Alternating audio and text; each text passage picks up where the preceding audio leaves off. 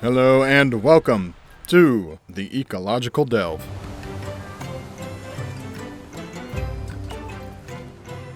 Where we will be taking a closer look into the world of Monster Hunter. Whether you have never heard of this world, you are just starting out on your adventure, or even if you are a seasoned veteran, all are welcome to join me as we take a delve. Now, what we have here is the Coral Highlands.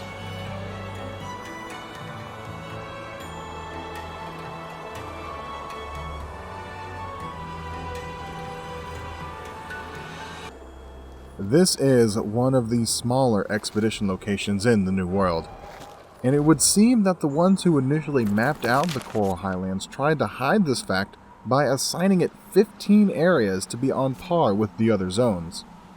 However, some of these areas are pitifully small, and there is only room for 2 whole camps, so the effect is moot, to say the least.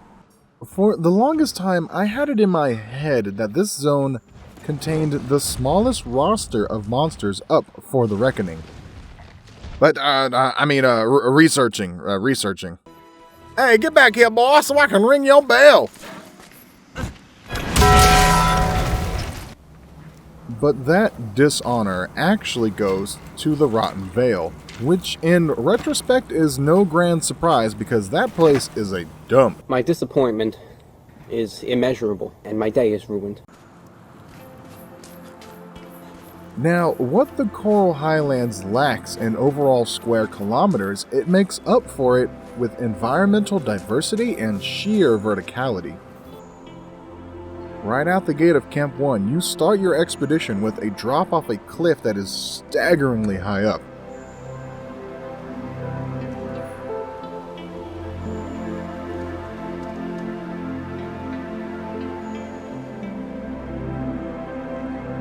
I'm sure 90% of hunters didn't even realize there is a perfectly good set of rope ladders and stairs right behind camp. But most of you have been taking the Leroy Jenkins approach to your hunts. And I can only imagine how inflamed your patellar tendons must be by now. Now, the Research Commission would like for me to remind hunters about the 2 rules of gravity in the New World. Rule number 1, monster hunters are immune to the effects of gravity. Rule number 2, don't think about rule number 1 too much. Alright, let's set the jokes to the side for the moment so we can actually talk about this zone. And because I may have blown my whole joke budget in the beginning and ran out of material. In my personal opinion, the Coral Highlands is one of the most beautiful locations in the New World. Second only to the Caverns of El Dorado because I love gold! There is much to take in when exploring the Highlands, and that is mostly due to the massive coral reefs themselves, which blanket the whole zone. From the cavernous hidey holes in the lower regions to the massive cliffs at the top, the translated name of Coral Land Plateau really says it all, even though that doesn't translate very well. Upon initial entry into the Highlands, your average hunter might think that this is the remnant of a coral reef that was once underwater and is now dead, assuming they actually stop to ponder their surroundings instead of just running around trying to murder anything that moves. Y'all acting kinda tough for being within spinning distance. Did he say spinning? You spin me round, spin round, round.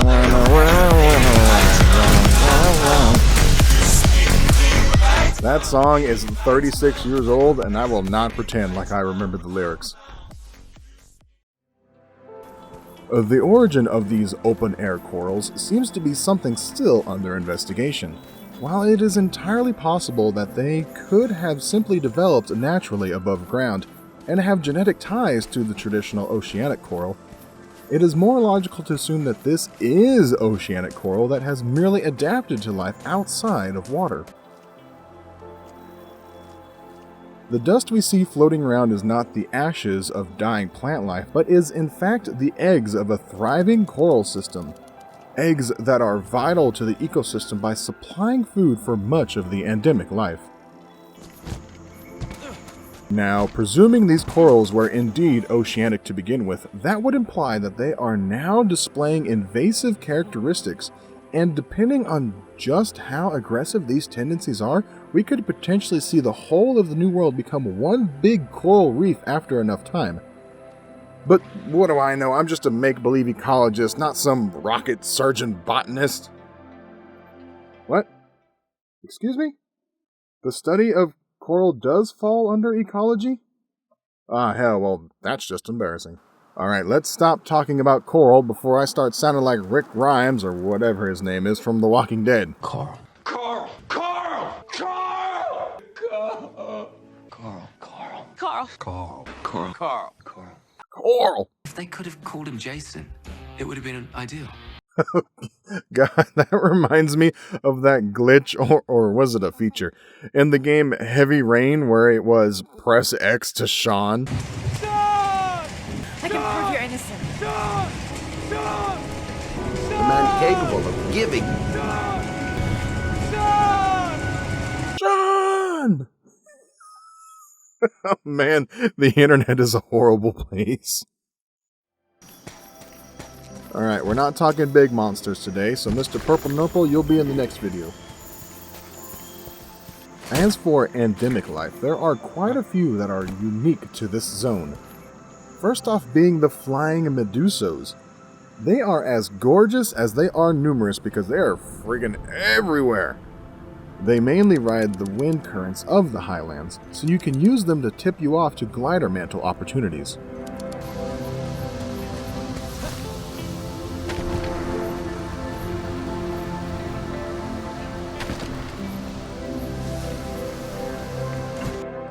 Other than that, they don't do much besides being really neat room decorum.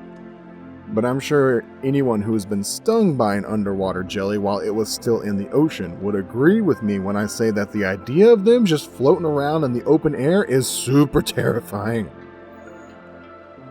That's why I like this little ugly mug so much. This is the Andangler.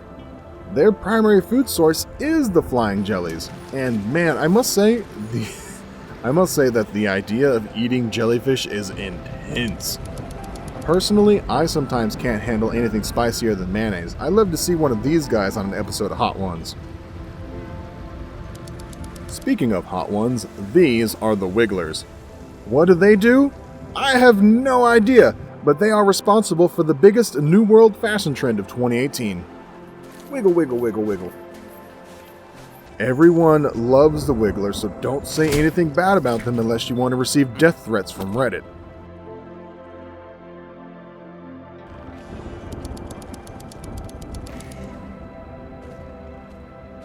Now, we've already seen the Shamos earlier in the video. These poor guys got the short stick when it comes to big boy status, because we have a great Jagras and a great Gyros, but not a great Shamos. I honestly would have loved to see what a great version of these guys would be like. Maybe something along the line of the vulgar Anjanath, where instead of attacking your body, he attacks your confidence by making fun of you. Those curtains don't match them drapes and you got bad credit!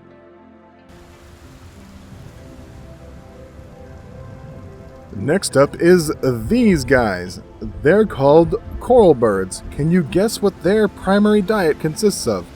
Not much to say about them, honestly, other than that you will only find one male in a group of females. So they got a cool harem thing going on, I can dig it. And as far as airborne life is concerned, nothing can compare to the grandfather mantigrels. Just as with the Wiggler, I have no idea what these things do other than being awesome, and thereby making them even better room decorum than the flying jellyfish. If you go to the very top corner of Area 11, right next to these drug-dealing cats, you can get real friendly with a few montigrels and take them home with you. And saving the best for last, we have the sleep toad. Very much like the paratoad, if you or a monster disturb these bad boys, they will release a toxin that will knock your lights out. This is a double-edged sword if I have ever seen one. You can use it to put a monster to sleep and set up some free damage, or just as likely have yourself put to sleep, and then that monster you are fighting can have their way with you.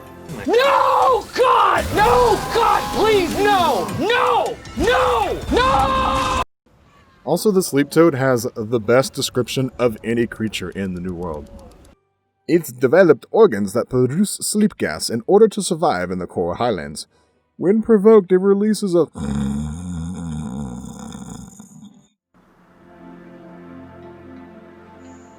The coral highlands is just something else. I have never had the pleasure of walking around and enjoying an environment that is this beautiful before. It makes me sad. It really saddens me because I will eventually move on from the New World, and this zone may have single-handedly raised the bar too high for other environments I will encounter in my journeys. I'm gonna have to print out screenshots of the Highlands and just hang them on my walls, because this place is just too great to be left in memories alone. I have been your host, Kanani96. This has been the Ecological Delve. Thank you so much for watching. Please like, comment, subscribe, tell all your friends, and stay tuned for the next episode.